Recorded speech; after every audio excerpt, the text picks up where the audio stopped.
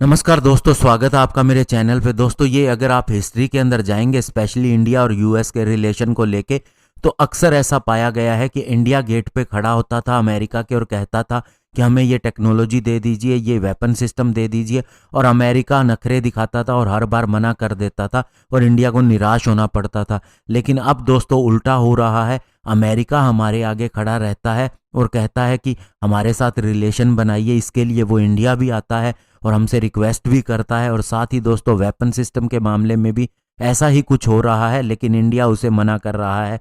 और ये हुआ है आर्म ड्रोन के मामले में। आज इसी के ऊपर बात करेंगे। चलिए दोस्तों शुरू करते हैं।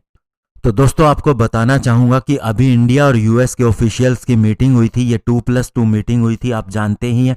तो इसके अंदर यूएस की तरफ से हमारे ऊपर प्रेशर बनाया गया आर्म ड्रोन को खरीदने के लिए, लेकिन इंडिया ने उससे साफ मना कर दिया। और इससे पहले यूएस के स्टेट डिपार्टमेंट ने ऑलरेडी इसे क्लियर कर दिया है इंडिया की परचेज के लिए, स्पेशली MQ-9 रीपर ड्रोन के लिए।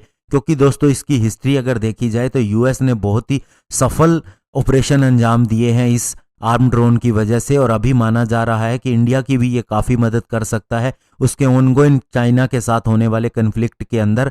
लेकिन इंडिया ने इसके लिए अभी मना कर दिया है। और ऑफिशियल ये भी बता रहे हैं कि अभी जो 2+2 मीटिंग हुई है उसके अंदर यूएस के secretary of state Mike Pompeo का टॉप एजेंडा यही था कि इन ड्रोन्स की सेल करना। और दोस्तों आपको बता दें कि डोनाल्ड ट्रंप अमेरिका के अंदर ये हमेशा ही कहते रहे हैं कि देखिए मेरी फॉरेन पॉलिसी कितनी सफल है, मैं इंडिया को ये वेपन सिस्टम दे रहा हूं, अब वे हमारे एजेंडे के ऊपर चलेंगे। लेकिन दोस्तों इंडिया बहुत समझदार है।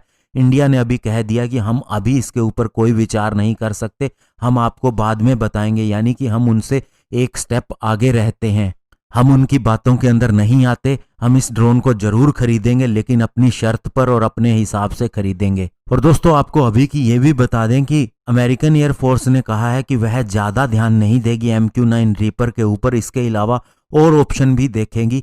तो ऐसे में दोस्तों जो उनके जनरल एटॉमिक कंपनी का प्लांट है उसके अंदर बहुत सी अमेरिकन जॉब को सिक्योर करने के लिए इसकी सेल होना जरूरी है, और अब उन्हें इंडिया एक ग्राहक के रूप में दिख रहा है। और साथ ही अमेरिका को इससे ये भी फायदा मिलेगा कि इंडिया के आर्सेनल के अंदर और ज़्यादा अमेरिकन वेपन जाने वाले हैं, और इससे वह रशिया से वेपन खरीदने के मामले में और दूर जाता दिखाई देगा। और दोस्तों कार्ल कार्ल्टन हेलर जो कि एक प्रोफेसर हैं यूनिवर्सिटी ऑफ एक्रोन में, वो बताते हैं कि इंडिया जैसे कस्टमर को इस तरह की चीज़ देने से हमें एक तो स्ट्रेटेजिक एडवांटेज मिलता है और साथ ही इकोनॉमिक बेनिफिट भी मिलता है, और हमारे यहाँ पर हमारी जो जॉब्स हैं वो भी चलती रहती हैं। और इसीलिए ये ड्रोन पॉलिसी इंडिया के लिए भी बनाई जा रही है।